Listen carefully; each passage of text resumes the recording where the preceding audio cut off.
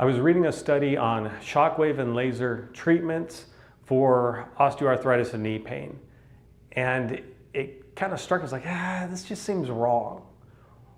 Read the quick abstract, the headline, their conclusion was that shockwave was so much better for knee pain, for osteoarthritis in the immediate couple weeks and also long term.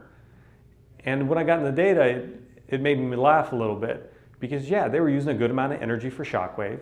They were really stimulating the tissue to help with the healing and repair. We know it's going to help speed up the recovery of any tendon by kicking up the little tendon cells to start repairing faster. It's going to make the collagen synthesis, the structural elements start repairing. It's going to kick on the growth factors to help with more healing and repair in the area of not just the tendon, but the extracellular matrix, the stuff outside the cell.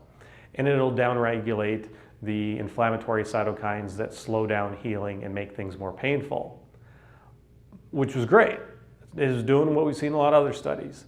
The laser comparison was a little off. They were using a very, very old, low output laser, and for the entire treatment was 20 joules per session.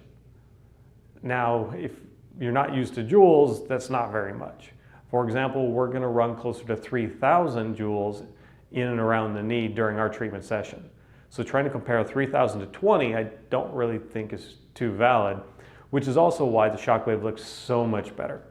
We can find other laser studies that show when we're using a couple thousand joules, patients are going to feel a lot of relief, they'll feel better, it'll help speed up the healing.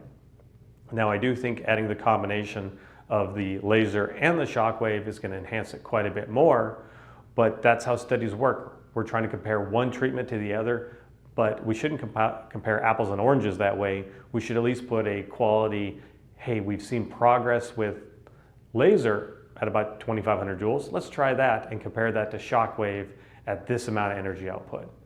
Make it a fair comparison to really give us better value and how do we treat patients? Because if I didn't know better and I just read that study and went, laser has no value, look how much better shockwave is. That's what happens when you don't get in the details and check out what is the study involved with, how do they do it, how does it make it work, and what conclusions can we really take from it and use it for treatment.